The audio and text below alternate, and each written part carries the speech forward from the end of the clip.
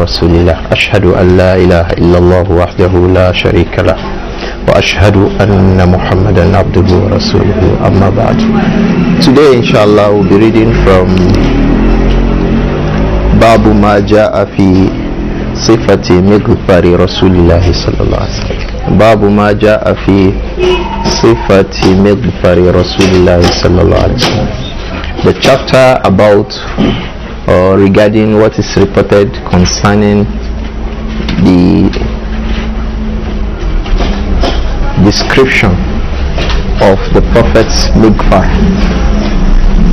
What is Migfar? Migfar, simply put, is helmet. Migfar, helmet. That is what you put on the head to protect the head. You know, we have helmet now that those who ride bikes wear. But that helmet, most times, this was what we had in mind. Because we know Migfar just means a helmet, something with which you protect your head. But this Migfar here described is not that Migfar described. Yes, it is also an equipment to protect the head, but it is worn under the cap. Migfar and Sunnah is worn under the cap. You wear the Migfar, then you wear the cap on the Migfar, and it is usually like the cap. This that I'm saying, I did not know it until I read this hadith and the comments of the scholars on it. So yes, you call it a helmet because a helmet means something with which you protect the head against injuries and wounds. Yes, that's just the reason why you can call the Migfar a helmet. But it is not in the sense of the helmet that we know or that engineers wear. You know, engineers on site, they wear helmets. Cool. It's slightly also different in make from the helmet that those who ride bikes wear. So this helmet also is also different in the manner of its make and wear and how it is worn. So the helmet Migfar means a helmet, and that was why they say hadith that is going to give a problem if we don't actually understand the Migfar. The hadith, the two sets of hadith we read today will give us a problem if we don't understand the Migfar and how it is. It says دخل النبي صلى الله عليه وسلم مكة عام الفتح وعليه مغفر. The Prophet صلى الله عليه وسلم entered Makkah and he was wearing a Migfar. In another hadith, دخل النبي صلى الله عليه وسلم مكة عام الفتح وعليه عمامة, and he was wearing imama. The first hadith of Anas ibn Malik. The second hadith of Jabir ibn Abdullah al-Ansari. Which one was he wearing? One report he was wearing Migfar. Another report he was wearing imama. So what is he wearing? So if you understand Migfar, that is the helmet, as the helmet that people wear today, there is no way you can combine the two reports. So ulama say he was wearing the helmet, he wore the cap on the helmet, and then the turban on top of the helmet. And thereafter he removed the turban, he removed the helmet. So we'll read the narrations inshallah. So we would have problems understanding that hadith if we don't have a sound grasp basically of what the helmet it is that is being described in the hadith. The helmet that's being described in the hadith is not the helmet that you have in mind. The helmet in the hadith is like the helmet like a cap that is worn under a cap, and then above it also you can also wear a turban and imama. I hope this is clear from the very beginning. So we'll be reading Sifatu ma ja'a, Babu ma ja'a fi sifati Migfari Rasulillahi sallallahu alayhi wa alihi wa sallam. Those of us without mukhtasar, with mutawwalat, the hadith is hadith 107. But for those of us with mukhtasar, the hadith is hadith number 91. And if you look at the mukhtasar again, the hadith is just one hadith. But those of us with mutawwal, The hadiths are 2 in number, so but he combined the 2 hadiths because they are one and the same hadith. If you look at it, they are both from the hadith of Anas, Imam Malik and Ibn Shihab ibn Zuhri and Anas ibn Malik. The first one came uluwan, that is, there are only a few people between Imam At-Tirmidhi and the Prophet Muhammad sallallahu alaihi wasallam. The first of them are Imam Qutayba ibn Sa'id. Qutayba ibn Sa'id, he said, Haddathana Malikun. He is reporting from Imam Malik, and Imam Malik from Imam Zuhri ibn Shihab, Muhammad ibn Muslim ibn Shihab ibn Zuhri, and then he was reporting from Anas ibn Malik. So there are few people in that chain of narration. Between Imam At-Tirmidhi, there's Qutayba ibn Sa'id, there's Malik ibn Anas, there's Imam Zuhri and Anas ibn Malik. So this is not this, they are the kind of asani that are referred to as what? Rubaiyat. So this is Rubaiyah. You see, between Tirmidhi and the Prophet sallallahu alaihi wasallam, how many men do you have? 4. So it has ulu. It's more valuable to the scholars of hadith. The fewer the number of people in the chain of narration, the better the narration. But if you look at the second isnad, you have Al-Imam Abdullah ibn Wahab al-Namri al-Misri reporting from Imam Malik. And he himself, Isa ibn Ahmad, was reporting from him, from whom Al-Imam At-Tirmidhi reported the hadith. So there is an increment of how many men? 1. The first is not Qutayba ibn Sa'id and Malik. The second is not Isa ibn Ahmad and Ibn Wahab and Malik. What is the difference? Just one person. So say this one with respect to the first one is bin nuzul. Rawahu at-Tirmidhi huna bimada bin nuzul. وروى الأول بماذا بالعلو. He came down a little bit here, but they are one and the same hadith because they all come from Al-Imam Malik. Do you understand? It's the same hadith. Think like a muhaddis now. I want to convince you that it's one same hadith.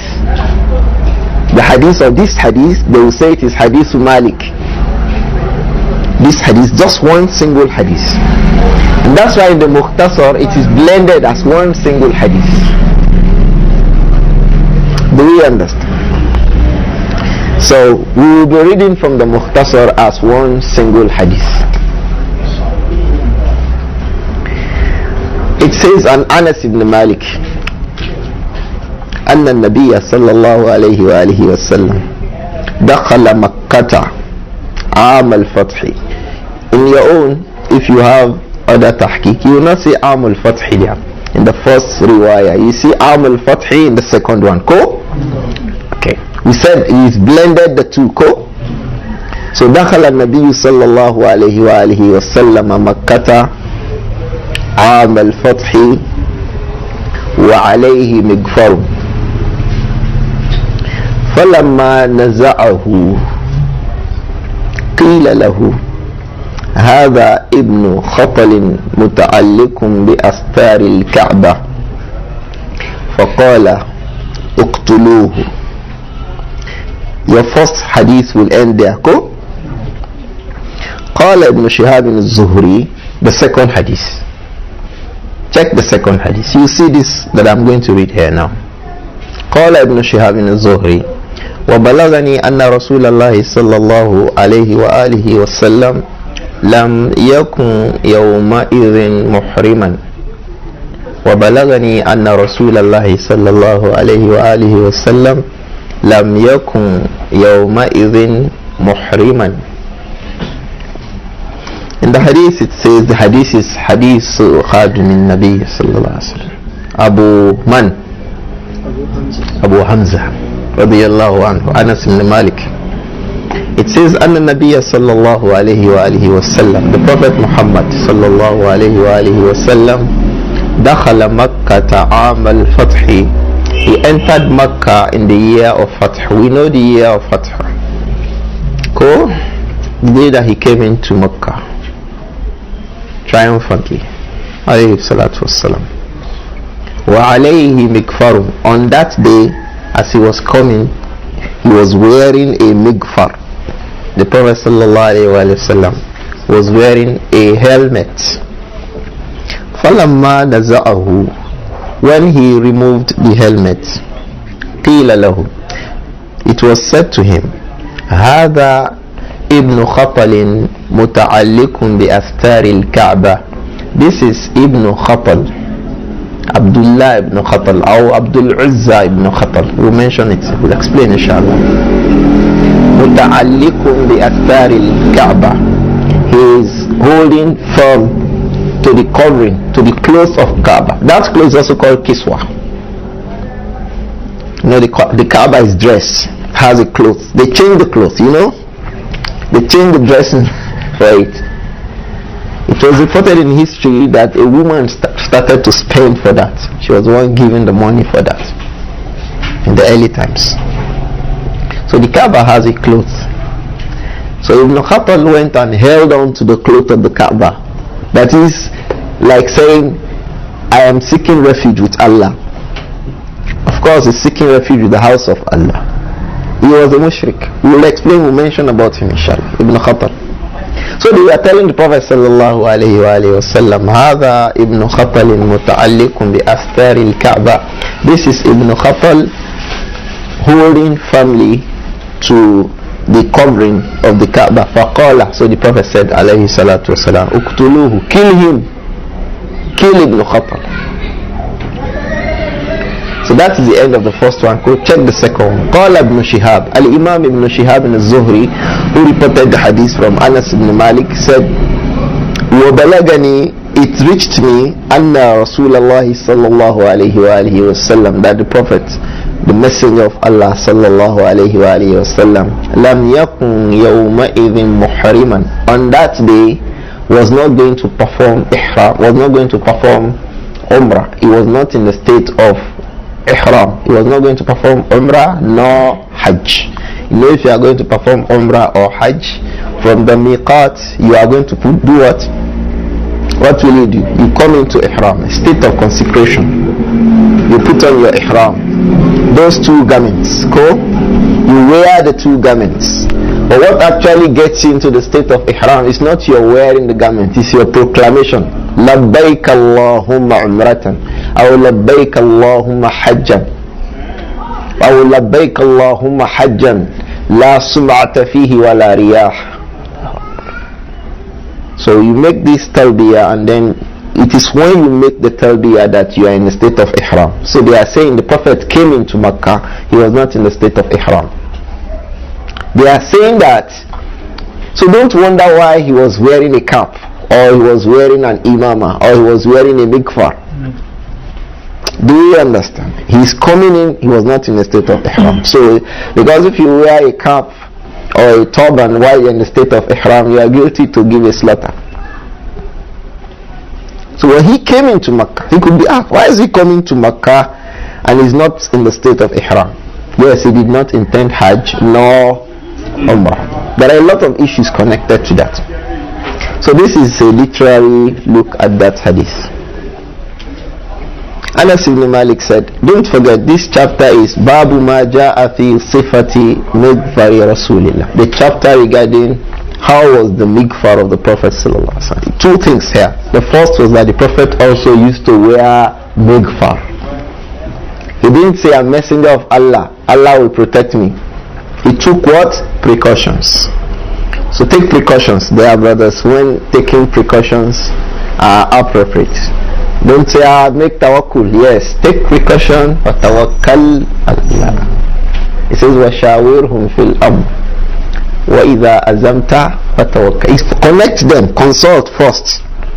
But when you decide, then depend on Allah. He told them to act first. Take an action, then depend on Allah. So we are not people of Jabariyah or Qadariyah, as you may wish to call them. Those who don't believe that there is anything called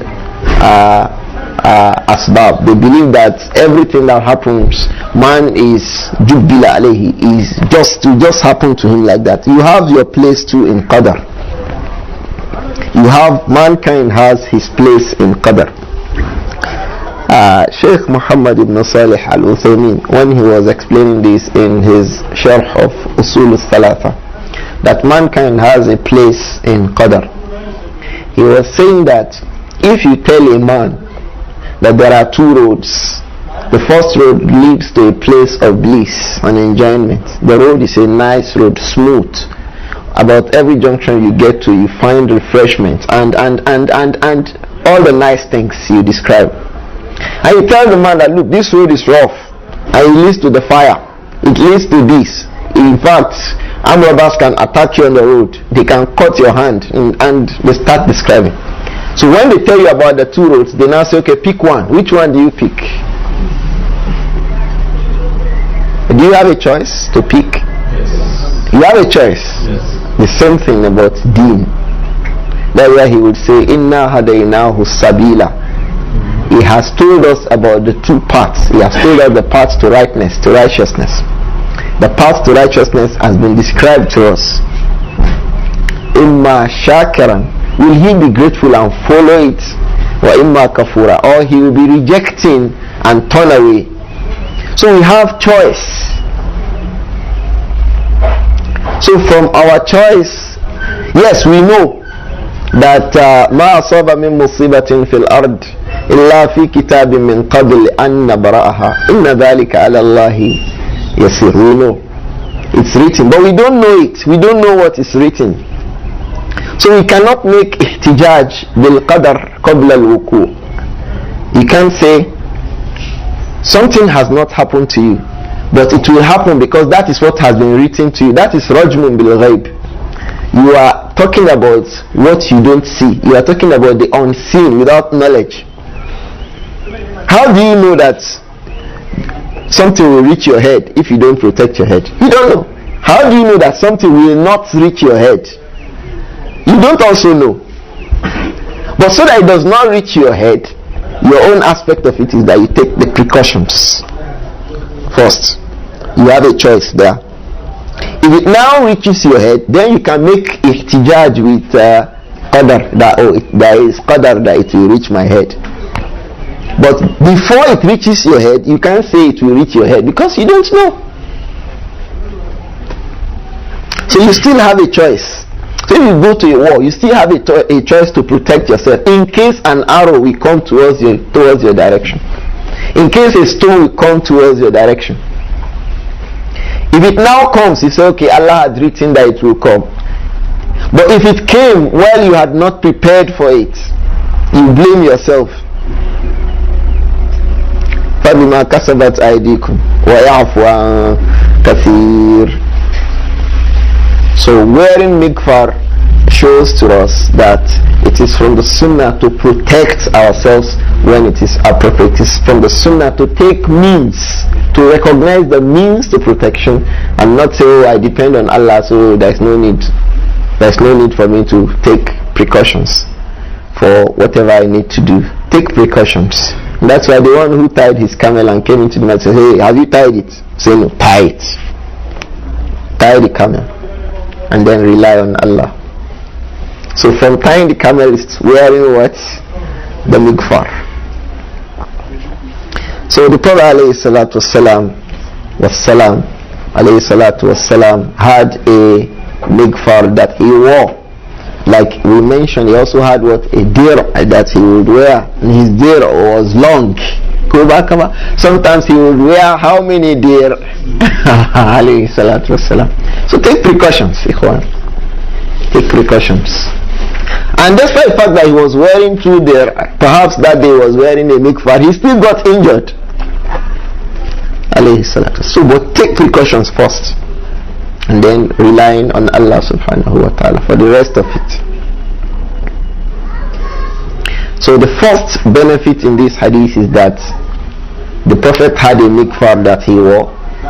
1. 2. We should seek means to achieve our ends and not say we are relying on Allah without taking appropriate means towards the issues of reliance, generally speaking.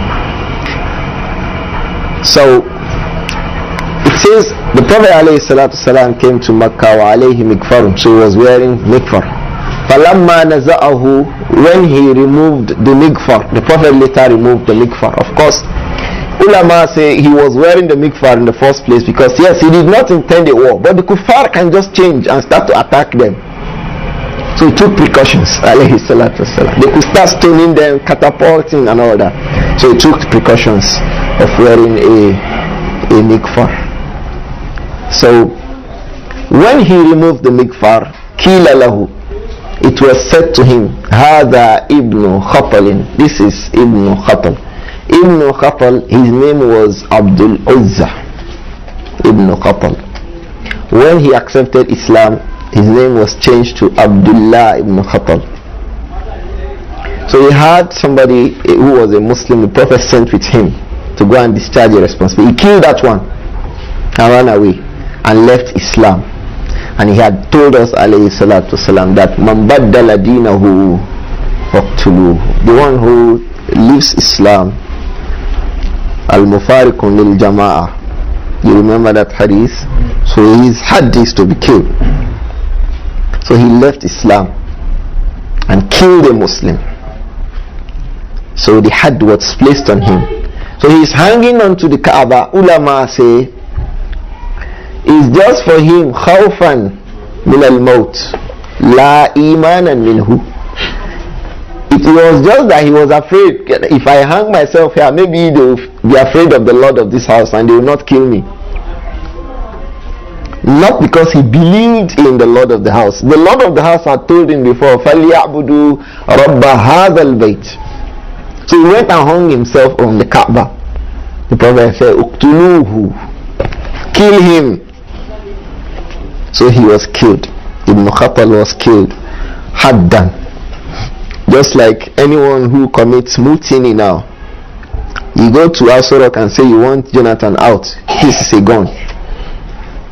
They call you, say, what do you want? Say, I'm the new president of Nigeria. If you say that, that is mutiny. They have a gun, they see you, or perhaps you even shot 1, 2, 3 people. I don't know what presidential pardon. Yes, they can give presidential pardon, but they may not give you. So that was why they asked for the Prophet ﷺ. They were asking, look at this person, he is hanging himself, say kill him. He should still be killed. So Ibn Khatal was killed. So he had accepted Islam, he went out of Islam. Sorry for him. And then he killed a Muslim. So for 2 reasons, he is qualified to be killed. The first reason, he left Islam. The second reason, he killed a Muslim. So he was killed. So the Prophet said they should kill him. The point of reference in this hadith, let's not forget, is what? The use of Migfar. قال ابن شهاب الإمام محمد ابن مسلم ابن شهاب الزهري said وبلغني أن رسول الله أي سورة هذه أي سورة هذه. Which surah is this?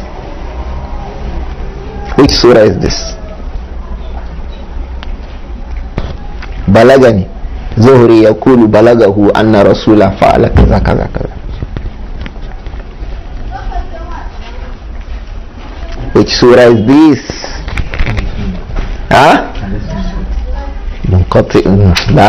Munqati is too wide. Mursal. This is Irsal. Zuhri tabi'i. Ma rawahu tabi'iyun anir Rasul. Fahuwa mursal. A tabi'i is saying Prophet did something. It reached me. Now inqita, but you are not specific. Inqita could be idal, could be ta'liq. And inqita itself will have its own meaning in its place again. I could still be tadlis. There are 4 or 5 things under munqati. And if you take inqita, generally speaking. Anyway, we are trying to say there's a break in link. That's what he's saying. Between the Prophet sallallahu alayhi wa sallam and Ibn Shihab al-Zuhri. Ibn Shihab al-Zuhri is a tabi'i. He did not witness the Prophet sallallahu alayhi wa sallam. So for him to say something, it reached me, who told you? You have to tell us who told you.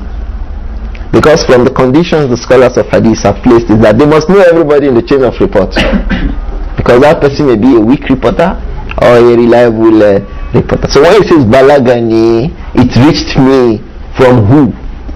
Until you can answer this question, the hadith is considered weak. And that's why our Morus Marasil Zuhri Karrih. When Imam Zuhri brings reports like this, they are not authentic. In any case, he tries to make us understand that the Prophet ﷺ was not in the state of ihram, so that you don't say if somebody is coming into Makkah. Two rulings will follow this. You don't say if somebody is coming to Makkah and is not intending Hajj or Umrah, that he cannot come into Makkah. That is, somebody may not be intending Hajj, is not intending Umrah, he can still enter Makkah. This is one of the rulings Al-Imam al-Shafi'i has deduced from this hadith. Somebody may not be intending Hajj, and he may not also be intending Umrah, and he could come into Makkah if he is having a Hajjah inside Makkah, like the Prophet ﷺ in this trip. He came, he went out again. So if you have a need to come into Makkah, like during the time of Hajj, there are some officials who help pilgrims at the airport, for example in Jeddah. Some of them can come into Makkah 10-15 times daily, because usually they don't sleep. Every hour, every 10-15 minutes a plane is landing. Every 10-15 minutes a plane is landing. I think that's about second or the third largest airport in the world, King Abdulaziz Airport in Jeddah. So they always have a need, help pilgrims move here and there. So these people could go and come into Makkah for as long as they have a need, without having to say, oh, they have to go to Miqat, take on Ihram and come into Makkah, finish Umrah before they can do what they have to do in. This deen is easy. الدين يسر ولا يشاد أحد الدين إلا غلبه. This deen is easy. Imagine if this ruling is not there and people have to, each time they have to come into Makkah, they have to first of all wear ihram, where this come, make tawaf. Perhaps the mataf is filled up with people, they join them 115. I am telling you, if you finish that tawaf, you finish sa'yu 7 times, you are tired. In fact, you'll be looking for a bed to sleep. Go. You'll be looking for somewhere to rest. And if it's in the masjid, you stay like this, you will sleep well. You will not know that you have slept. Perhaps maybe the time of Salah, you will hear that they have called Adhan. Or when there's a rush, people rush towards where you are and you are forced to stand up. So the deen is easy. So a person can come into Makkah for as long as he has needs inside Makkah to and fro without wearing ihram. What is the evidence? دخل النبي صلى الله عليه وسلم مكة عام الفتح وعليه مغفر. Because the muhrim will not wear a mikfar. Do you understand this? It's a very interesting hadith.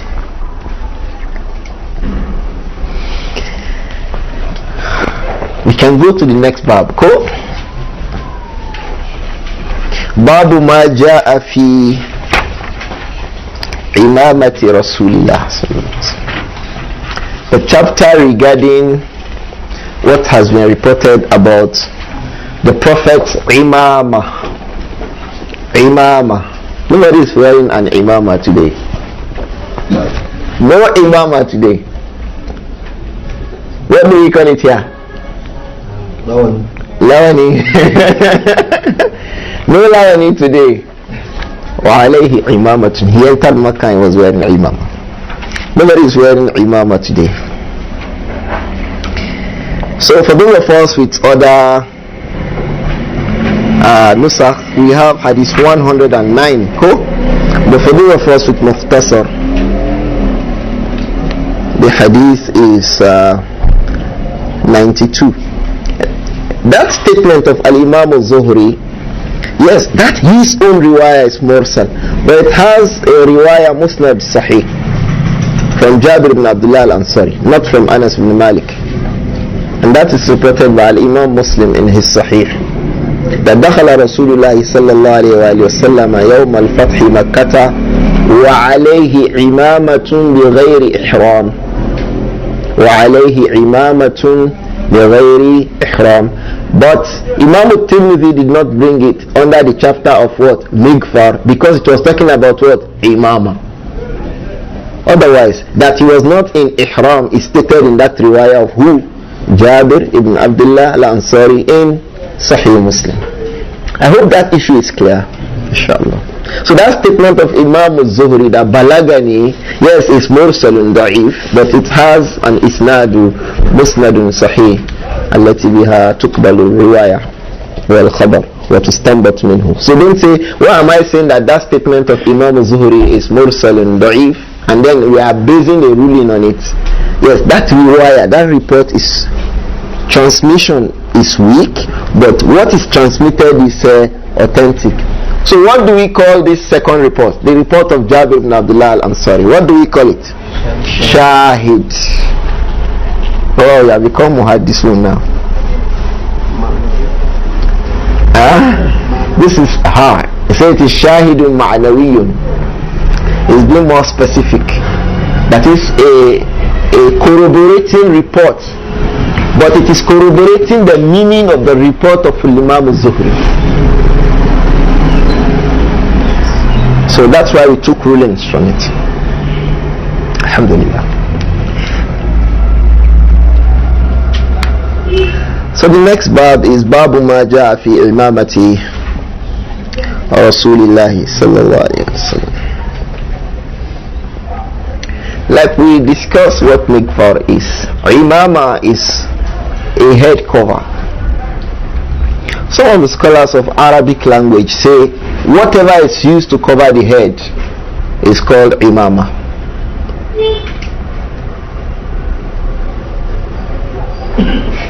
But it's just like the use of the word khimar too. Khimar is whatever covers something. Whatever is covering something linguistically is called khimar. But you know, in language you can say a head cover. A head cover could be a cap, the head cover could be a veil, the head cover could be a mask, the head cover could be, but it's still under the name head cover. That is how we should understand the word imama linguistically. But technically it means something else. Do we understand? Just like you can say the cap is a head cover, but when you say head cover, it could mean many more than a cap. Do we understand? So the same thing comes for imama. Imama, generally speaking, means something that covers the head. But when you say imama in the Sharia and in the urf, in the way what is known more for what imama is, it is not necessarily referring to what? A cap or a khimar, a kina. The kina is what the brother is wearing. That's called a kina. The brother is wearing kina there. They call it shimag too, but I've not seen the kalima shimag in hadith. You see kina in hadith. So imama is the turban that we have known, turban. That's imama. So babu ma ja'a fi imamati Rasulillah sallallahu alaihi wasallam. The chapter about what has been reported concerning the Prophet's what? Turban. So the first point of benefit here is that the Prophet used to wear what? A turban. It's the sunnah of the Prophet sallallahu alaihi wasallam. He used to wear a turban. Yes, Arabs would wear turban before Islam. They used to wear turbans before Islam, just like they used to wear rings too before Islam. They wore rings before Islam. They wore clothes before Islam. So the Prophet came too and was wearing it, alayhi salatu salam. So if you wear an imama because the Prophet sallallahu alayhi wa sallam used to wear imama, that becomes a sunnah for you. Just like if you wear a ring now because the Prophet alayhi salatu wasalam used to wear a ring, it becomes a sunnah for you, tashri'iyah. But the aslu of that sunnah is sunnatun adiyah. Do we understand?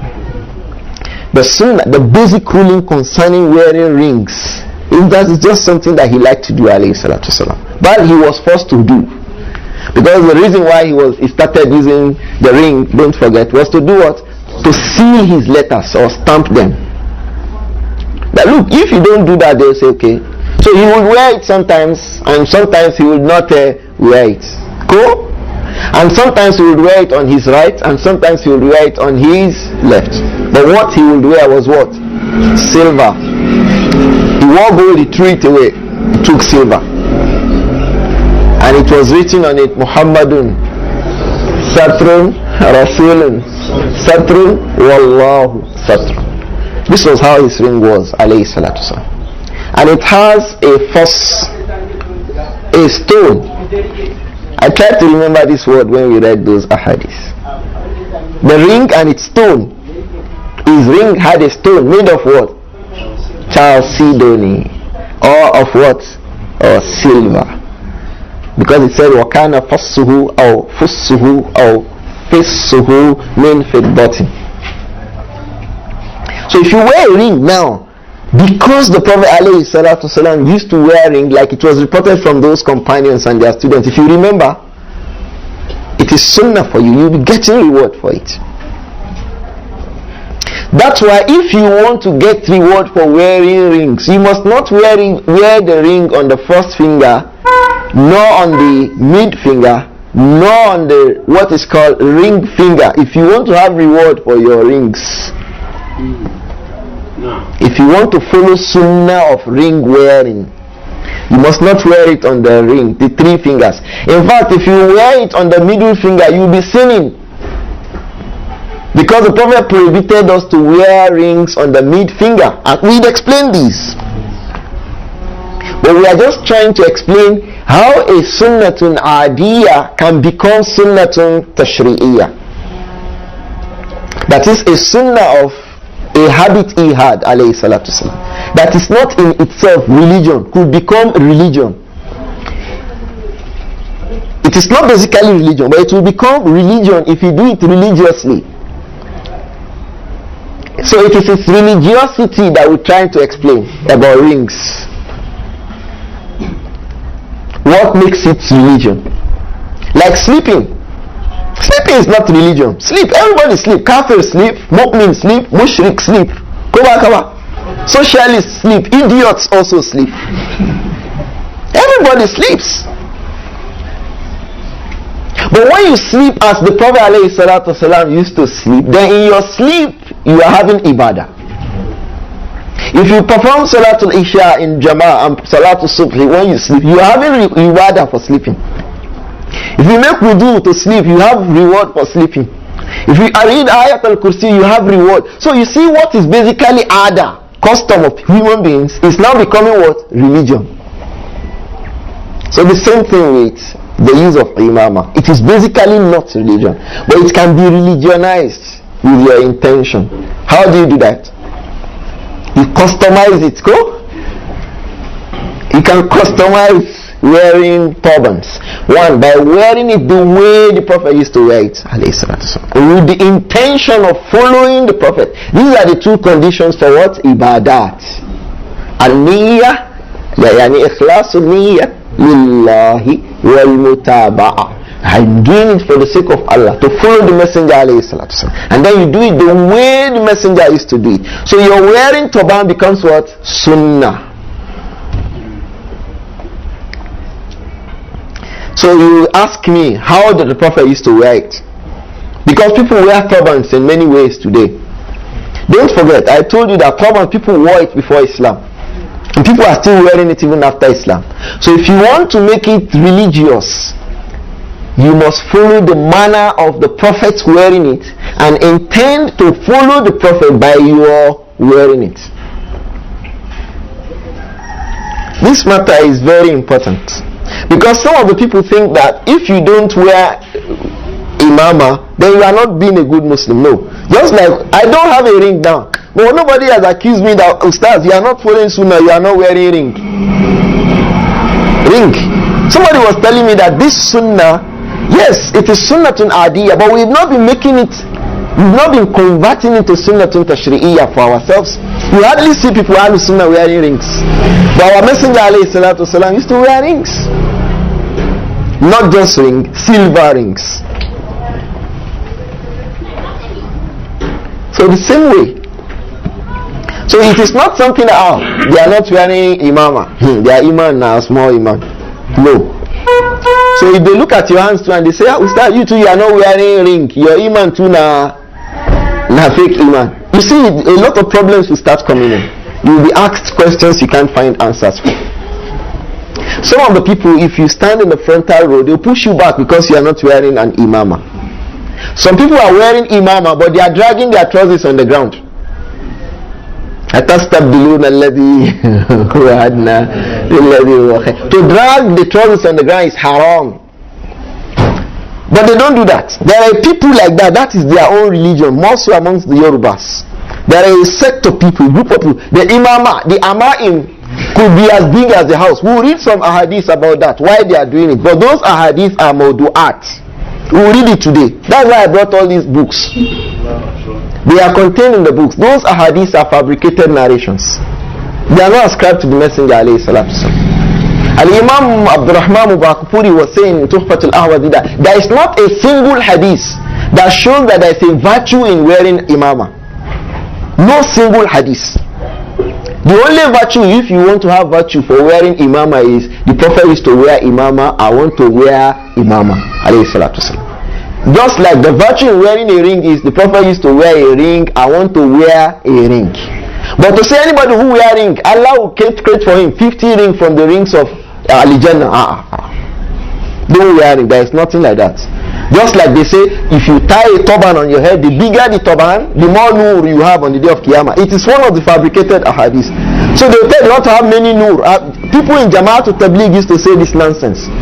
They say the bigger your turban. Somebody said it to me before. If your turban is big, more nur. Yawmul Qiyamah. So you see a man, the small head is there, he's carrying a turban like San Siro Stadium on his head. This is not Islam.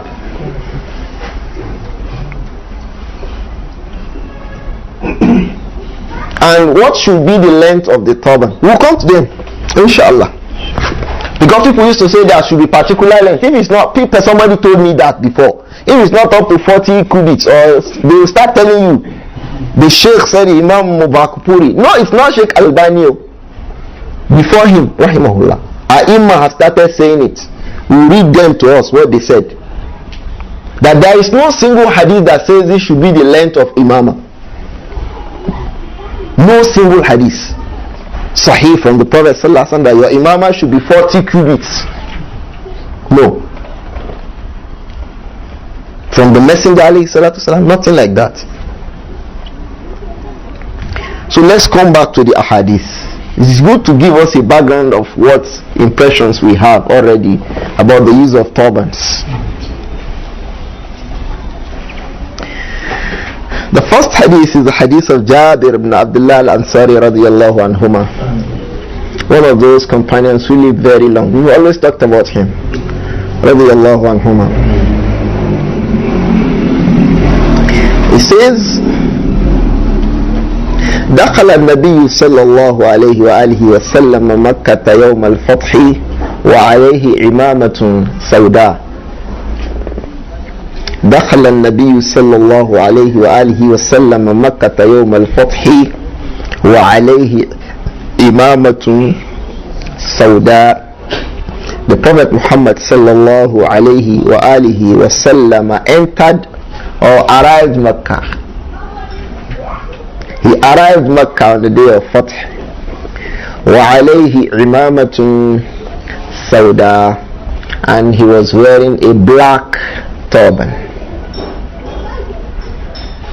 But in the first one, وَعَلَيْهِ مِغْفَرٌ ko, Al-Imam al-Hafiz ibn Hajar went and brought a riwayah where it said دخل رسول صلى الله عليه وآله وسلم مكة وعلى رأسه المغفر وكانت العمامة السوداء فوق المغفر.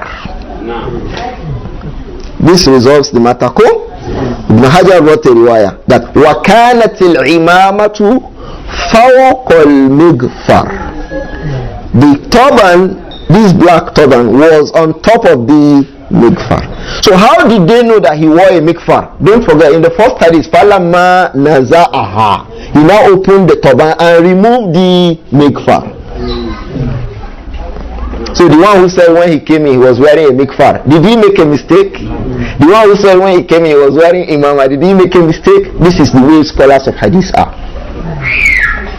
They will trace it down.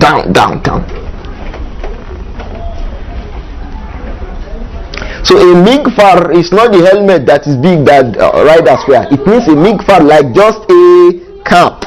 They wear it under their turbans or under their caps, and then they tie the turbans. So that's how a mikfar is. So دخل النبي صلى الله عليه وآله وسلم مكة يوم الفتح وعليه عمامة سوداء. The Prophet عليه الصلاة والسلام came to Mecca, entered Mecca or arrived Mecca on the day of Fath, and he was wearing a black turban. So this is evidence that the Prophet عليه الصلاة والسلام wore turbans. عليه الصلاة والسلام. The Muslims, other Muslims wore turbans. And that is why when he was talking about ihram in the hadith of Abdullah ibn Umar, he says لا يلبس المحرم القميص. A person in ihram should not wear qamis, that is a garment. Go.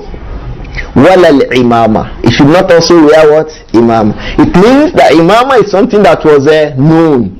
It's like saying nobody should come with a shirt to office tomorrow. People start asking, you should not wear shirt. Nobody will ask, what do you mean by shirt? Because we already understand what a shirt is. So when the Prophet ﷺ said to them, nobody should wear a garment or a turban, they didn't ask him, what do you mean by turban? Because it was something known amongst them. So this is evidence that wearing turban was known amongst the Muslims. That's the reason why those who say it is obligatory for a woman to veil her face, they are saying that it was a known sunnah that women veil the face in the time of the Prophet ﷺ. So as he said regarding imama and qamis, he said also alayhi salatu wasalam, la yalbasul muhrima, la talbasul mar'atul muhrimatul niqab wala al-qafadain. A Muslim woman in ihram should not wear a face veil, and she should not wear what? Hand gloves. Ulama said, please, it was known amongst them. They used to wear face veils and hand gloves. Even when Aisha said radiyallahu anha that when men came close to them, they used to drop the veil. Go in Sunan Abi Dawud. It says, وَإِذَا جَاءُونَ أَوْ حَازُونَ أَفْدَلَتْ إِحْدَانَا جِلْبَابَهَا مِنْ فَوْقِ رَأْسِهَا عَلَى وَجْهِهَا فَإِذَا جَاوَزُونَا كَشَفْنَا. When they come near us, we drop it. When they go away, we raise it up again. It was something known. There are a lot of reports regarding what we want to say, that imama was known, wearing turbans was known. That's why the Prophet was telling them that if you come to perform umrah, or you are in the state of ihram, don't do what? Don't wear your imama.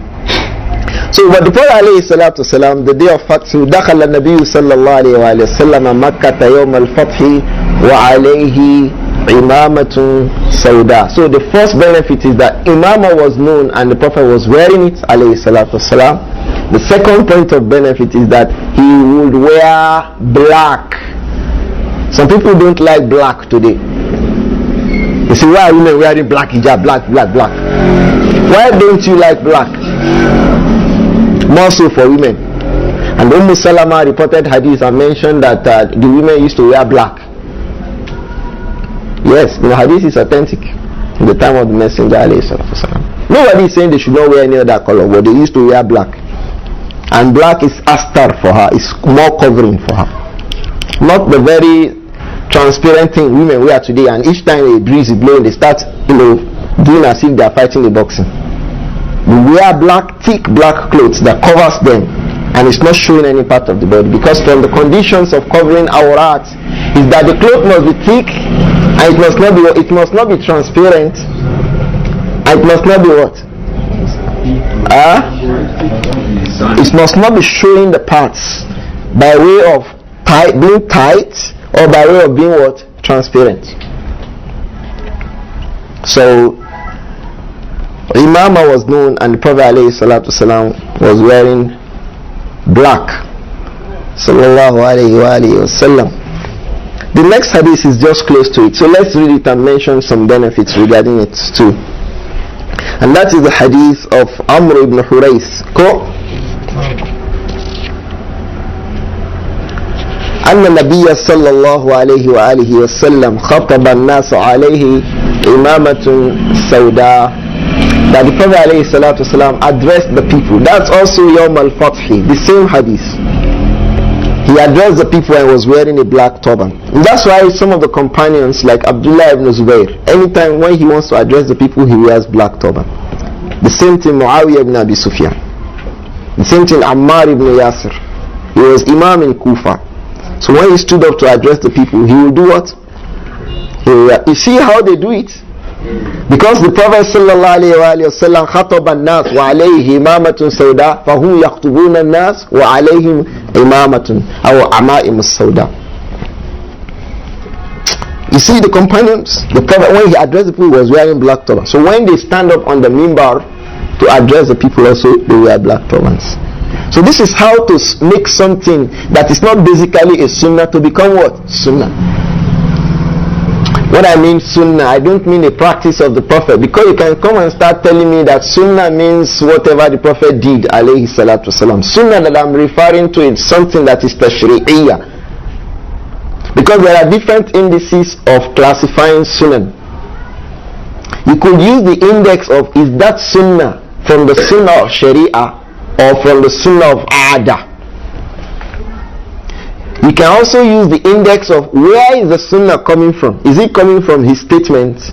Is it coming from his actions? Or it is coming from his approvals? So when you say where the sunnah is coming from, that is when you can say tying turban is sunnah, because it is from his actions, and everything that he did is called sunnah. But if you bring the issue back into sharia and ada, where does it fall? It falls basically in ada, but you can bring it and convert it into what? Sharia, by those two things, your ikhlas and your mutaba'ah. Do we understand these matters? Very, very important. So Amr ibn Hurayth said, خطب النبي صلى الله عليه وآله وسلم الناس وعليه إمامة سوداء. The Prophet was wearing a black imamah. One of the scholars who have written on Shamail al-Muhammadiyyah, his name is Sumayh Abbas.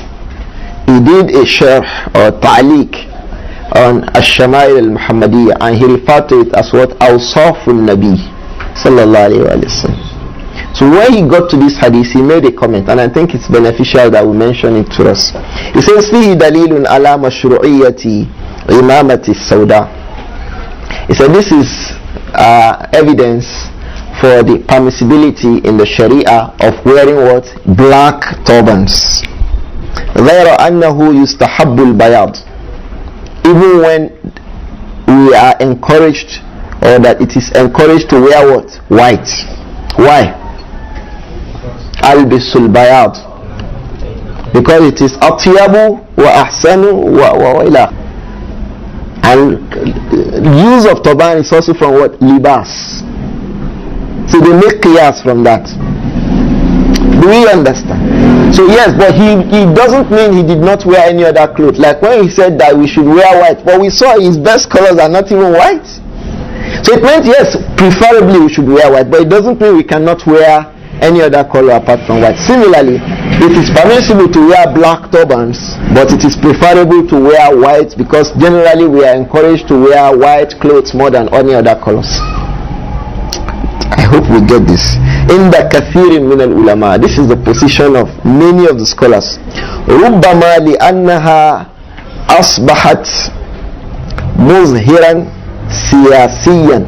Maybe perhaps the black turban has become muzhiran siyasiyan or madhhabiyan, has become a way of showing their political position or a particular school of line of thought. That is now the scholars prefer us to use white. Of course, there is general encouragement for white over any other color, and maybe because the use of black now turbans has become a show, a way that a group of people show themselves. Kama taf'al Shia, like the Shia do. فَهُوَ لَا يُدَاوِمُ عَلَى لُبْسِ الْإِمَامَةِ السَّوْدَى. And that's why the Prophet was not wearing black all the time. So you could wear another color. If you know Shia are commonly known to wear black, you could wear another color. Even when those who wear black more now, they don't explain from amongst the people of Sunnah, they don't explain their use of black.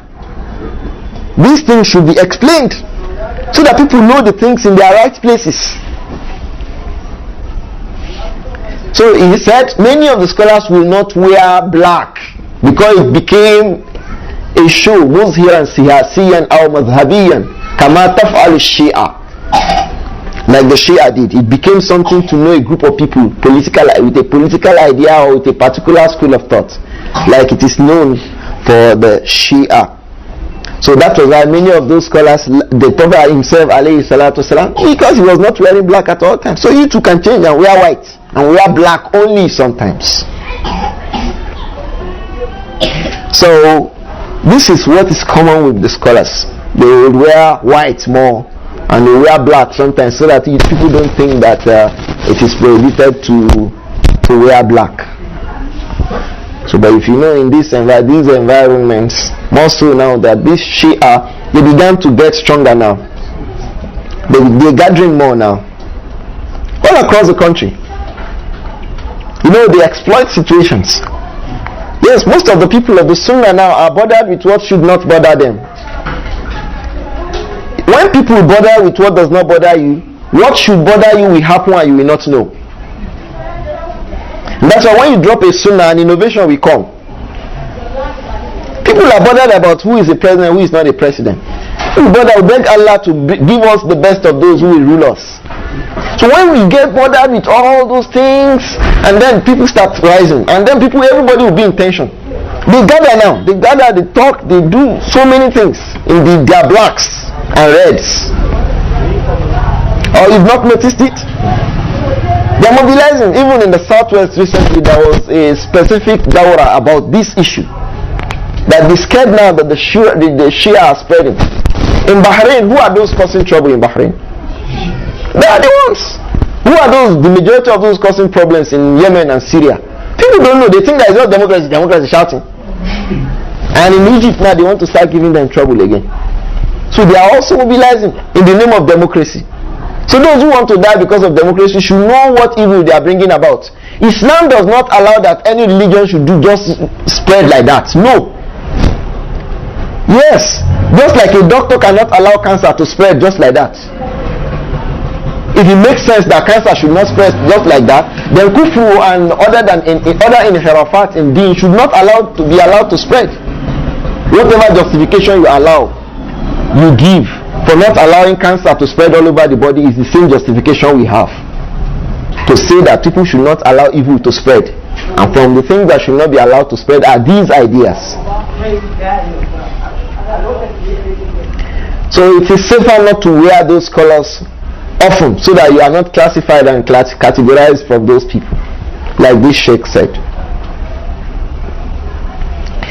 So that's it about that hadith. We go to the next hadith back. The hadith of Amr ibn Hurais said that Anna Nabiyya sallallahu alayhi wa alihi wa sallam khataba an-nas wa alayhi imamatun sawda. That is the 111th hadith for the rest of us, but for those of us with Mukhtasar, that is the 93rd hadith. The next hadith is the hadith of Abdullah ibn Umar. All the hadiths we've been reading are Sahih. It says, the hadith of Abdullah ibn Umar radiyallahu anhuma, كان النبي صلى الله عليه وآله وسلم إذا اعتم سدل إمامته بين كتفيه. كان النبي صلى الله عليه وآله وسلم إذا اعتم سدل إمامته بين كتفيه. This telling us about the sifa of Imam Abi, the sifa of his making ta'mim is tying the turban. Ibn Umar said radiyallahu anhu, كان النبي صلى الله عليه وآله وسلم, the Prophet Muhammad صلى الله عليه وآله وسلم, إذا اعتم, when he ties his turban, it means sometimes he doesn't tie the turban. Look at the hadith properly. كان النبي صلى الله عليه وآله وسلم إذا اعتم, when he does make his turban, it means sometimes he does not tie the turban. So when we say sometimes he does not tie the turban, if you tell us to bring the hadith, we tell you إذا اعتم, when he ties turban, it means sometimes he does not tie the turban. عليه الصلاة والسلام. سدل إمامته, he drops his imama بين كتفيه, between his two shoulders, like that. He drops his imama بين كتفيه.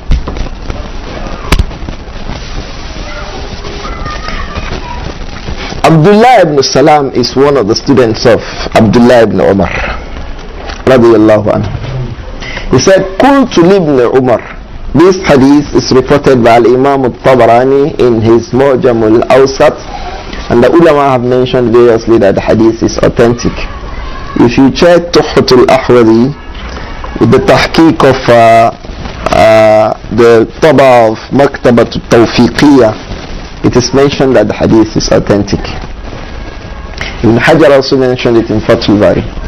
Al-Imam Ibn Hajar al-Haytami also mentioned it in Ashraf al-Masail fi Fahmi al-Shamail, this hadith, to tell us how did the Prophet used to tie the turban itself.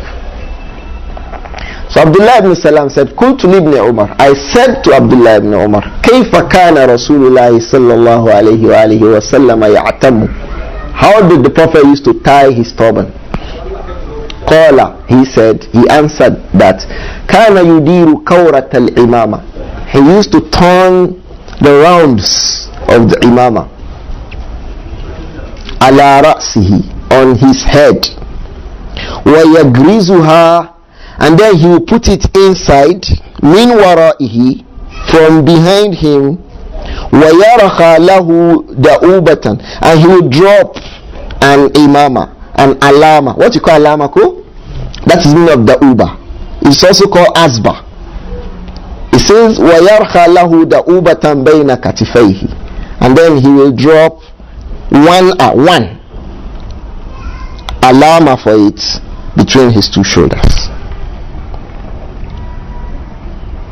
He said, alayhi salatu wasalam, yudiru kawrat al-imama, he turns the rounds of the imama on his head, ala ra'sihi, wa yagrizaha min wara'ihi, and then he puts it, or wa yagrizuha min wara'ihi, and then he puts it inside from behind, wa yarkha lahu da'ubatan, he drops one alama for it, bayna katifayhi, between his two shoulders. That's how the Prophet wears his turban.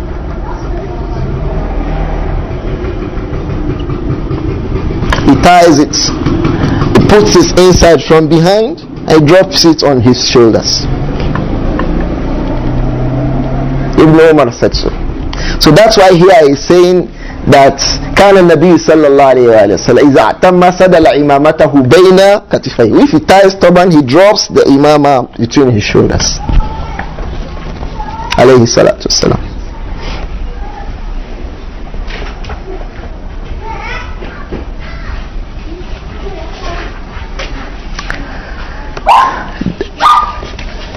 قال نافع. Cool? You know who Nafi is? Who is Nafi? Mawla ibn Umar, the freed slave of Abdullah ibn Umar. He fought for that name to remain with him forever. Abdullah Nafi, Mawla Abdullah ibn Umar. He wanted to remain Mawla Abdullah ibn Umar forever, because he was a student of Ibn Umar for about 22 years or thereabouts. Over 20 years he was following Abdullah ibn Umar anywhere he wanted.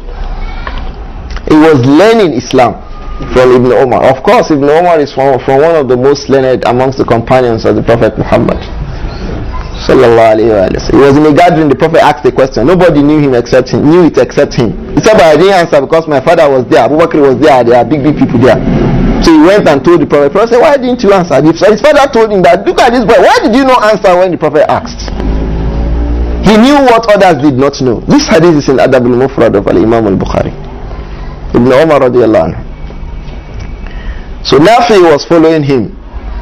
Look, the ulama, from the greatest benefits of being with them is learning from them. If you have an alim around you, make the opportunity that anytime you are with him, you are benefiting something. Make him say something. You will be gaining. So when he died, Ibn Umar radiallahu anhuma, his children wanted to sell him. And you know, if they sold him, he becomes Mawla to whomever they sold it to, not Mawla Ibn Umar. So he threatened them. He said, if you sell me, you sell your father's knowledge. They leave him like that. I'm your father's knowledge. If you sell me, you sell your father's knowledge. How can they sell their father's knowledge? So they left him. So he became Nafi Mawla Ibn Umar forever. He wants Ibn Umar to be attached to his name. It's like saying Major General, no retired, no RTD, yeah. You know RTD, Major General to death. Or Field Marshal to death. So they cherish that. So anytime you call Nafi, you must call who? Ibn Umar. I must say Radiallahu anhum. Not only him, you call his father Umar too. Sani Ummah Bada Nabiha. The second person in the Ummah after its messenger alayhi salatu says Umar. So the sharaf, the honor goes back to who? Nafi. Look at those people, they want to be connected to powers, but me I beg. Make me say I enter, I beg. When they talk say Umar, me I did too. So if you must mention Nafi, you must call Umar. You may not even call Abdullah. If not for the Ibn that is there, you'll be connecting Nafi and Umar. So he made sure that name remained. So he said, Wakana Ibn Umar yaf'alu dhalik. So Ibn Umar used to do that. He used to tie his turban وَيَسْجُلُ إِمَامَتَهُ بَيْنَ كَتِفَيْهِ and drop his imama between his two shoulders, as he reported that the Prophet used to do. You see them again? There is silsila coming.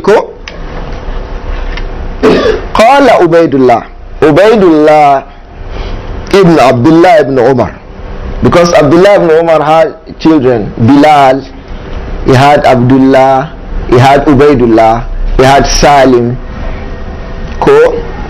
So from them is who? Ubaydullah ibn Abdullah ibn Umar. He said, وَرَأَيْتُ الْقَاسِمِ ibn Muhammad, that is Qasim ibn Muhammad ibn Abi Bakr al-Siddiq radiyallahu anhu. Muhammad ibn Abu Bakr al-Siddiq is one of the brothers of Aisha radiyallahu anha. So he had a son called Al-Qasim. It is Al-Qasim about whom Ubaydullah is speaking. That, and Salim wa Saliman. Salim is Salim ibn Abdullah ibn Umar. Do you understand? So they are saying that yaf'alani dhalika. I saw the two of them doing that too.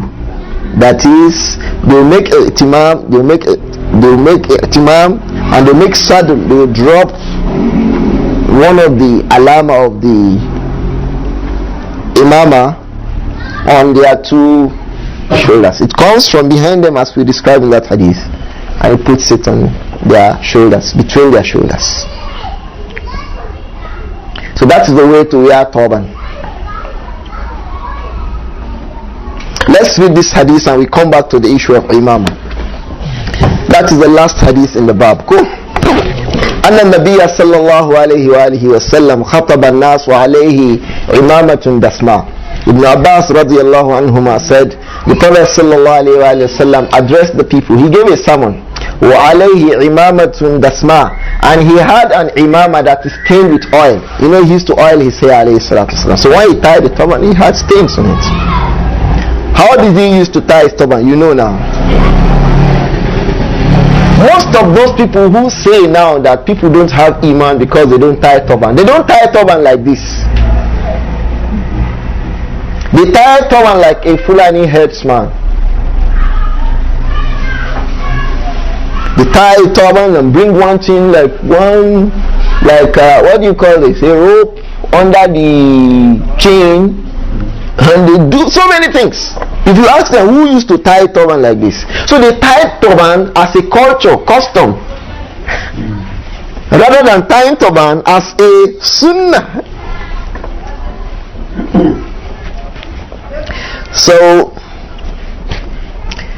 we mentioned those issues about turban. And Imam al-Nawawi rahimahullah in his sharh of Muhazzab called Al-Majmu', he said irsalul azba irsalan fahishan ka irsal al-thawb yuharram lil khuyala.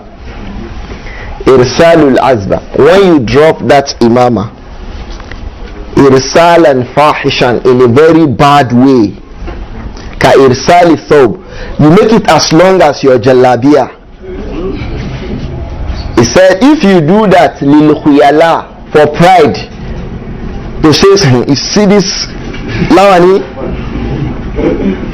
you know how much I buy one yard, so we tie 40 yards lil khuyala, to show that then they yuharramu, it is what? Haram. Because he said man jarra thawbahu khuyala, the one who drags his garment out of pride, Allah will not look at him, he will not speak with him, and he will be from the people of the fire. Cool? So don't tie your turban and say, oh, they talk about trousers alone, so turban can long like that. No. Imam al-Nawawi said that. He says وَيُكْرَهُ لِغَيْرِهِ, if it is not for the sake of pride, it's just that he is thinking that there's one big reward, it is makruh, don't do it, it's discouraged.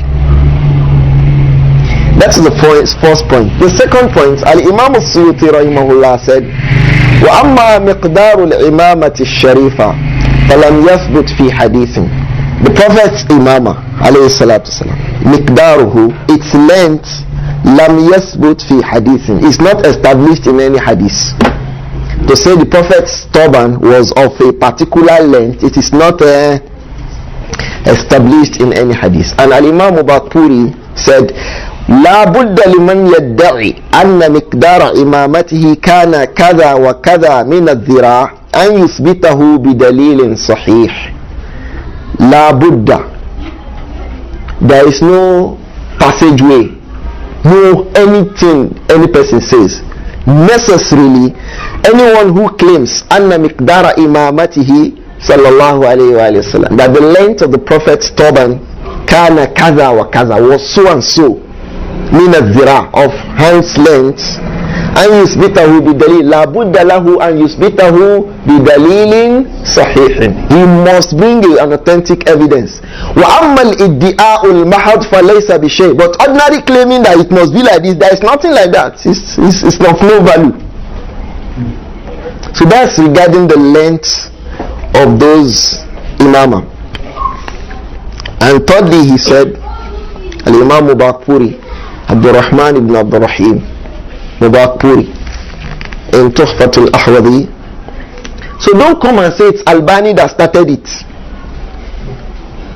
The reason why we have been reading from these past scholars is that people say these things today. One scholar, Albani, say that turban. No. What he said about turban, we'll read it to us. It's in his book here. Rahimahullah.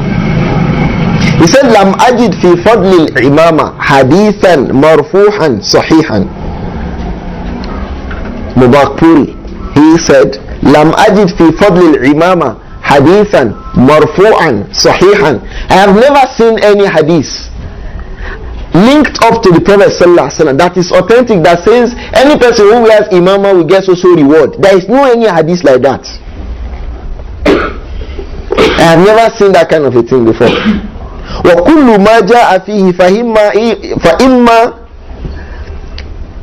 ضَعِيفًا أَوْ مَوْضُوعًا. وَكُلُّ مَا جَاءَ فِيهِ فَهِيَ إِمَّا ضَعِيفَةٌ أَوْ مَوْضُوعًا. وَكُلُّ مَا جَاءَ فِيهِ فَهِيَ إِمَّا ضَعِيفًا أو موضوعة.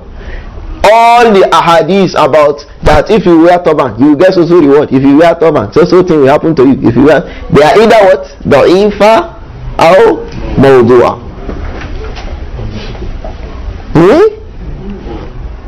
Imam Mubarak Puri. لم أجد في فضل الإمامة حديثا مرفوعا صحيحا وكل ما جاء فيه فهي إما ضعيفة أو موضوعة. إذن تحفة الأحوذي volume 5 page 153. This is what he says. Now there are some ahadith.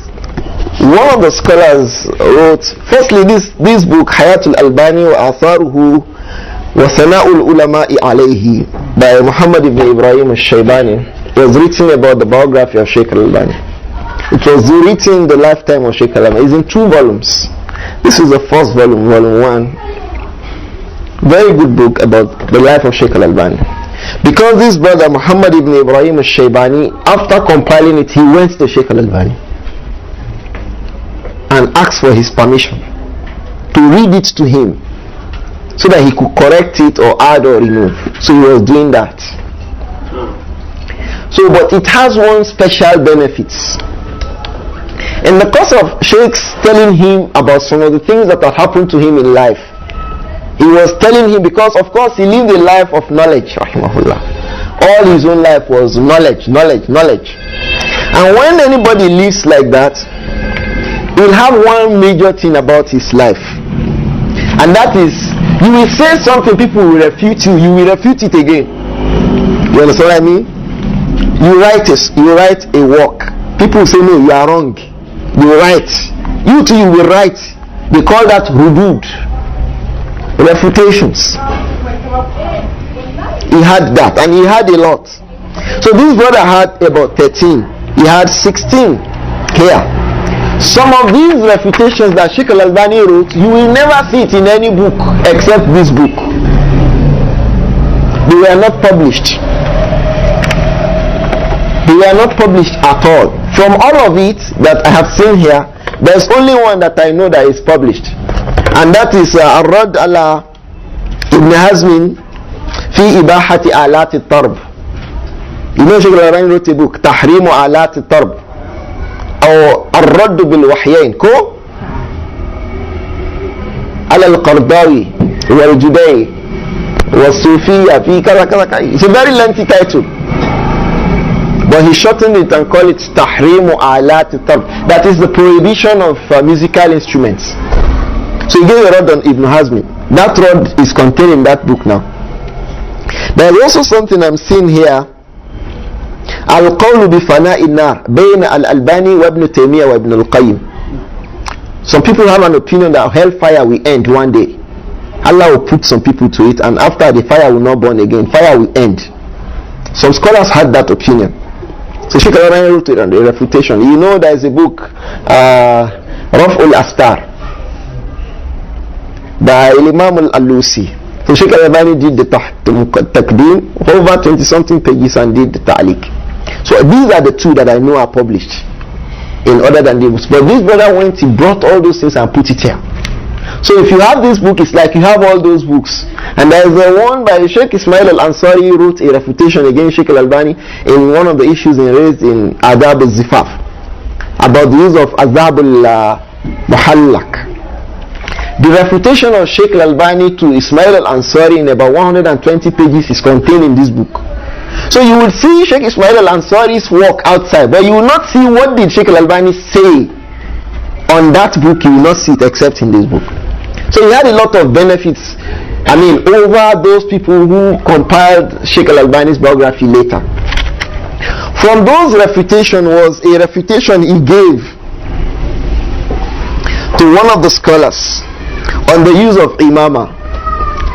He titled his work Al-Imamatu fil Islam. The Shaykh, he titled his work Al-Imamatu fil Islam, the position of wearing the turban in Islam. So Shaykh al-Albani wrote A refutation. He also wrote a refutation against Ghulam Ahmad in this work. So he called it Ar-Radd ala Shaykh Al-Hamid fi Ahadith al-Imamati fil Islam. That Shaykh was quoting some hadith about Imama. Hey, he has a lot of value. This Shaykh Albani picked the book and worked on the hadith. A refutation. It's contained here too, about 20 something pages. I hope somebody will translate it so that people will read and make benefits. So in it, he compiled all those ahadith that talks about the virtues of wearing imama. Some of them are very funny, so I thought we should read it to us. The first hadith he mentioned here is a hadith that is reported by Imam Ibn Adi and Al-Bayhaqi. It is said to be from Usama ibn Zayd, that it says, "I'tammu tazdadu hilman." I'tammu, wear turban, tazdadu hilman. You will increase in forbearance. That is, when you wear turban, your forbearance, your patience at something will increase. So people think when you wear turban, just become shake. You can't even pull a gearbox. The hadith, Al-Imam Ibn Jawzi, don't say Albani, he was quoting those who say it is Mawdu. Al-Imam Ibn Jawzi mentioned it in his book Al-Mawdu'at. So, and the person who reported those ahadith, if you pick this book, you find more benefits, because time is gone. So let's read them. But that hadith is Mawdu. Before him, Ibn Jawzi said it, Abul Farj, rahimahullah. In the second hadith, he says, Al-Amaim Tijanul Arab. Al-Amaim, turbans, Tijanul Arab, they are the crowns of Arabs. So when an Arab wears turban like this, he's wearing crown. Emir. The hadith is Mawdu too. The third hadith, Al-Imamatu ala al-Qalansuwa, Faslun ma baynana wa bayna al-Mushrikeen. If you wear cap, you not put lawani, Faslun ma baynana wa bayna al-Mushrikeen, is the difference between we and Mushrikun. So if one mushrik wear turban, now is Muslim. Do you understand? Al-Imamatu ala al-Qalansuwa, Faslun is a difference. Ma baynana, faslu ma baynana, it's not a difference, it's the difference. Ma baynana wa bayna al-mushrikeen, between we, not ma inna bayna rajuli wa bayna shirki tarku salah. But now they say it's imama, turban. That is because of these fabricated narrations. That is why those people who are so stringent on turban, they are so stringent on it, because they are believing these things, these lies. There are people, if you don't wear turban, if you pray, they will drag you away from salah. You don't know? They will drag you like this. Ustaz, please go back. Or they go and look for one turban for you. In the mosque, they have turban rack. They look for, and the turban used to be very dirty, so they help you tie it. And it used to be long, you know. So the Imam is saying, Qad qamati, the Muazzin is saying, Qad qamati salatu, Qad qamati salat. They are still helping you to tie the turban. MashaAllah. La. So that hadith is Mawdu too. Al-Imamatu ala al-Qalansuwa, Faslu ma baynana wa bayna al-Mushrikeen. That when you tie a turban upon a cap, it is the difference between we and the Mushrikun. يؤطى يوم القيامة بكل كورة يدورها على رأسه نورا. يؤطى يوم القيامة, the one who wears it will be given on the day of Qiyamah, بكل كورة, for every round like this, يدورها على رأسه, that it turns on his head, نور يوم القيامة. So we're putting it, mashallah. So when you see him, he says Nur today, Jabali Nur. The Toba itself is Jabali Nur. Mashallah. No. Ad-Din Yusr. Ad-Din Yusr. That hadith is Daif Jiddan. Shadid al-Daf.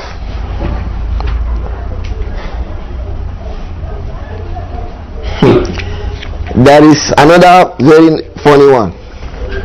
It says al-ama'imu tijanul Arab, like the other one said, that the turbans are the crowns of Arabs. فَإِذَا وَضَعُوا الْأَمَائِمُ وَضَعُوا عِزَّهُمْ. فَإِذَا وَضَعُوا الْأَمَائِمُ وَضَعُوا عِزَّهُمْ. If they remove the turban like this, their honor is gone. Once they remove turban, bam, no more honor for Arabs. But the one from Djibouti is wearing it at times. Are you there? You are not. It's not Tijanul Ajam. It is Tijanul Arab. The Ajam wants to claim what is for the Arab. So there are a lot of abatil in the meanings of these narrations itself. What we are saying is that if we want to do the Sunnah, let's do the Sunnah ala basira. It says, "Qul hadhihi sabili ad'u ila Allahi ala basiratin ana wa man ittaba'ani." This is the way to follow the Prophet Muhammad sallallahu alaihi wasallam. Ala basira. It says, "Qul," say to them, "Ad'u ila Allah." I'm inviting to Allah. Ala basira, based on knowledge. Not me alone, myself and any person who wants to follow me. So don't put a truck on your head. You say Nur Yawmul Qiyamah upon nonsense that is batil. If you wear turban because the Prophet used to wear turban, and they didn't say it used to be like Jabal Nur, because you want more Nur. You know Jabal Nur is in Makkah. It's a big mountain in Makkah.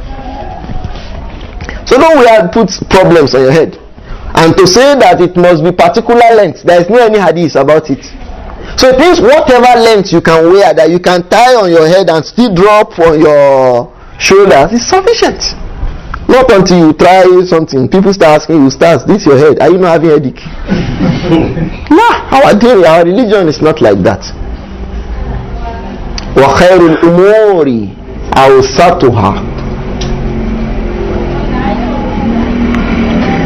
So there is nothing like وَإِذَا وَضَعُوهَا وَضَعُوا إِذَّا. When they remove the turban, they have removed their honor. There are narrations like that.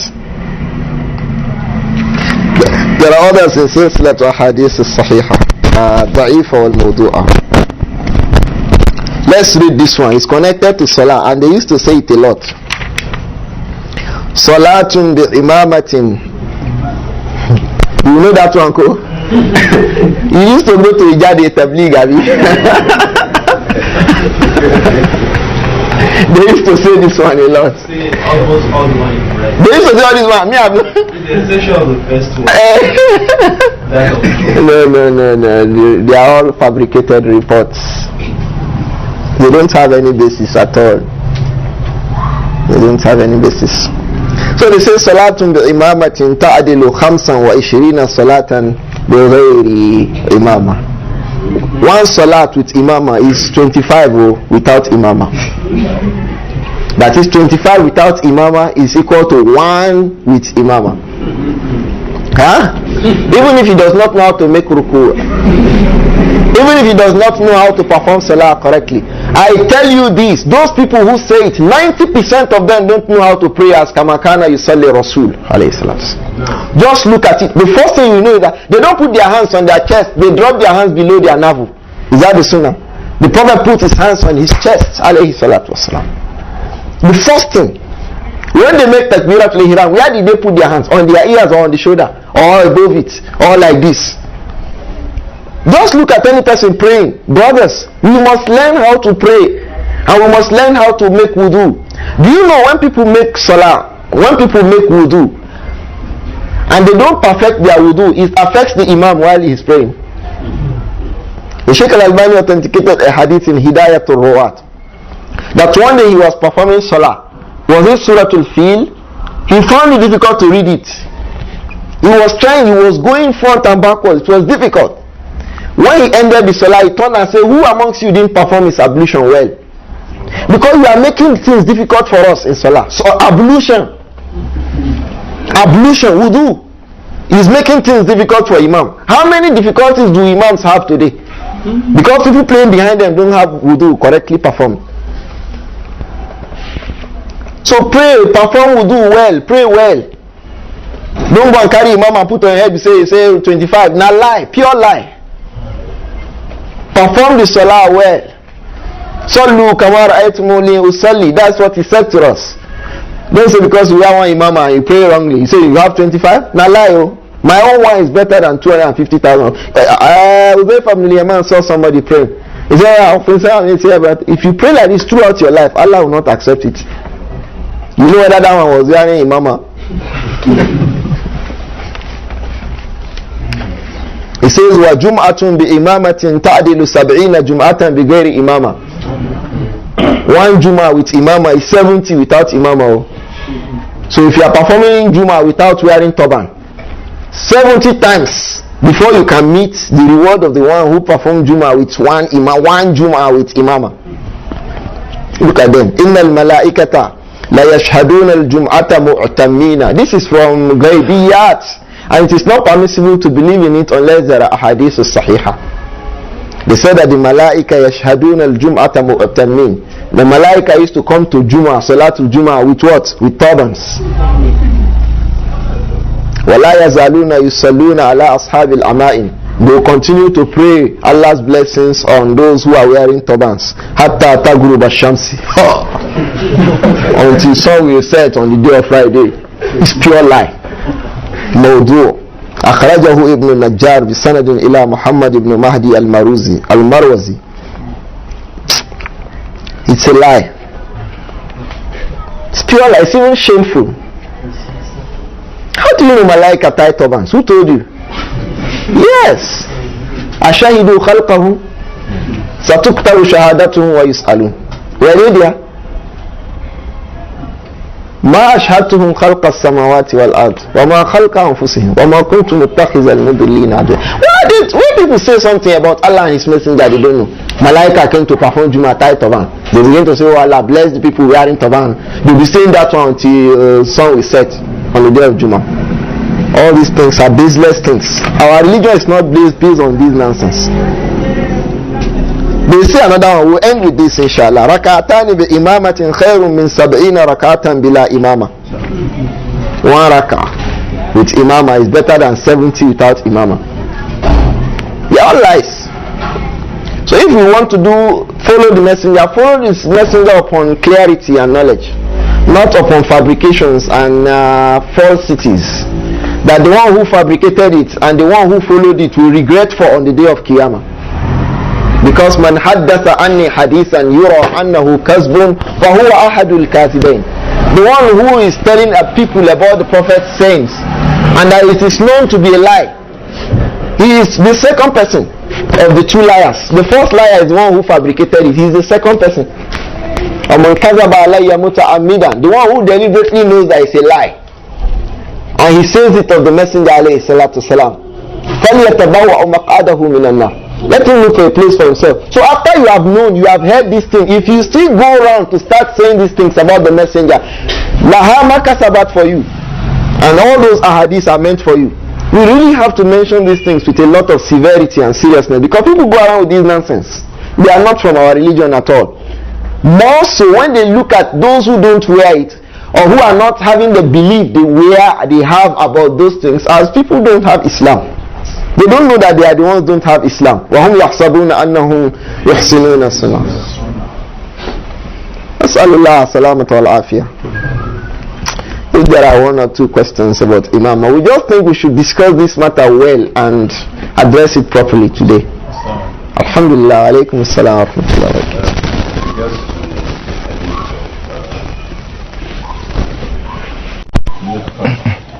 That Rasulullah ordered that Ibn Khattab be killed.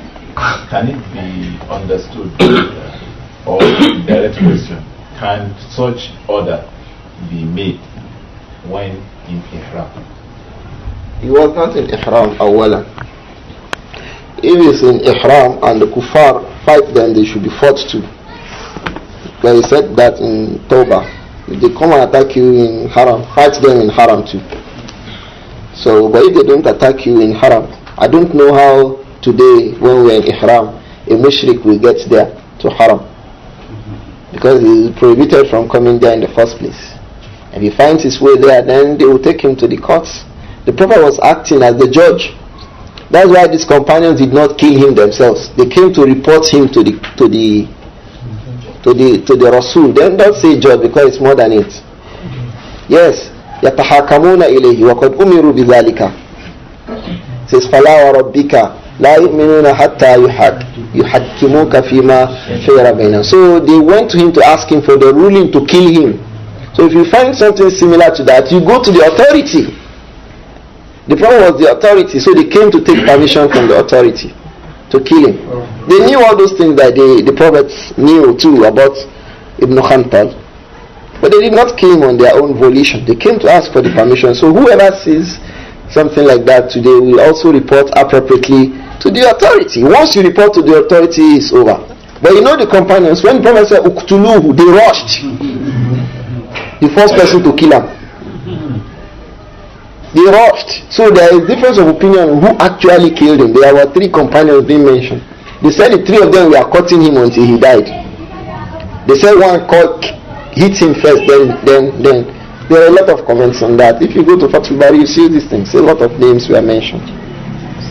So today you can't give such an order. Even if you're in Ihram, you report such person. You see a mushrik in Makkah wearing Ihram, you are afraid of his Islam and his Iman, you can report to the authority, this person I think is a kafir. That's all. You have done your own. So it is left for the authority to, carry out the appropriate ruling on the person. Allahu Alam. Alaykum salam. Finish your question. I wanted to understand if it could be understood that Rasul sallallahu alaihi wasallam was not in ihram. There is not from the hadith of Jabir ibn Abdullah al-Ansari that he was not in ihram. Did we remember that hadith? With which we mentioned as a shahid for the mursal of al-Imam. So don't bother whether he was in ihram or not. He was not in ihram. And then he was wearing a mikfar. People in ihram can't wear something on their heads. If I do understand your question. Do I? Okay, ask it. If it was in ihram, that this now you said if there was fight, or maybe the mushrikun were fighting. If they were not fighting, like if the Khatar was not fighting. Don't even say mushrikun. In the early 80s, some people came and declared, a person came and declared that he is Muhammad ibn Mahdi. They started killing people inside the haram. They attacked all of them, killed them, took them to places. Some of them died right there, some of them died later. They were sentenced to death. So if you are making the haram, you will see police there with arms. So they are just nearby waiting. If you go to the house of the king, just behind that building, you see in the color is usually dark green and milk. Behind it, there are soldiers there. Inside it, I've entered the house before. They are gone waiting there. They hear kind like this, you see them there. Do you understand? Yes, for the peace and the security of the place. So if perhaps in the course of shootout or anything, some people may die. Some stray bullets, some in order to arrest the assailants. They may be killed. Whether people are in ihram or not.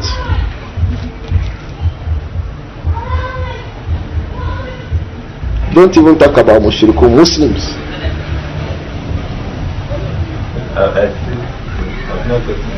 In ihram we've been prohibited to maybe kill some animals, things like that. So when I read this hadith, I was thinking maybe that order wouldn't have come if it was in ihram. No. It will still have come if it was in ihram and there was need for something like that to happen, for something, a security decision to happen. It will still happen. That's why I gave you the example. Who will be in ihram? They give the order. If the Amir of Makkah is in ihram, that those people will still give the order, attack them. Because they will say because we're in Iran, they leave the people to start killing people. They know they will fight them back. Go back, come back. He says, Waman Dakalahu Kana Aminan. Do you know who Dakalahu is not coming with Amnu? So there is obligation to defend ourselves and the people, the rest of the people, from his own evil. Allahu Alam. If you read this these masail from Imam Hafiz ibn Hajar, you will enjoy it more. And perhaps some of these questions will be resolved that you have. Alaykum salam. Alaykum salam. Can someone put on turban, making it to sleep on the head before you start turning it? There's a way they use it to cover the head before you start. I don't know what you are describing. No, around the head. But before they start to turn it round, Okay. there's another one, they make it to cover the head, then they will start to turn it. I didn't see that in this hadith. That is one thing about knowledge. If we see a narration that shows that we will do it, otherwise say he will turn it around, he say we'll turn it right now our heads. Whether he will now, yes, with caps. Yes, with caps. And Imam Ibn Hajar al-Haytami insisted on that, and some others too, like Mubarak, that he used to wear caps under and then wore his turban on it. That Imam Ibn Munzir also mentioned that. If you read this Tuhfatul Ahwadi, you see it, that he wore caps beneath it and then he tied his turbans. There are some funny comments there, that's why I didn't mention it. That is the mushrikun that wear turbans without a cap. They said it. But in another report, it said that it is the mushrikun that wear caps and turbans. But all of these things are comments. There are no ahadith to say, to establish what it is there. But it's wearing a mikfar under it is established. It's wearing a cap under it is also established. So, but to say first of all, open, I understand it. Open up one first, then from the start tying like that. I'm not saying that it is bid'ah to do that too, but it's preferable to remain until you can find something that makes you know that you can do that too. Allahu Alam. Alexander, last question, inshallah. Alaykum salam. This is mikfar. What? Mikfar? Yes. Are they still putting it on? Because I've not seen it. You've not seen it because the coat of mail. Have you seen a coat of mail too? You know what a coat of mail is? You know, if you watch these old ancient cowboy films, they used to wear something like iron clothes when they go to wars. That's called a dir. We read a hadith on it, or some ahadith about it. The Prophet used to wear it too. So for me, it is that there's a cloth and there's a cap of iron. So the mikfar is iron cap, simply put. Cap, iron, you wear it like a cap. Like this one is made of clothes, cotton, abi. That one is from iron. If you stone it, it will do cow. So you wear it under, you now wear a cap. If you like, wear a turban above it. Do you understand? Alaykum salam. The Prophet used to Alaykum salam. You say what? the Prophet Alayhi salam. last On his small finger. Yes. I said it said that this one should put it on other finger, because most especially now it's common when they are doing the Wedding. That one is an innovation. And following kuffar to put wedding ring on the ring finger.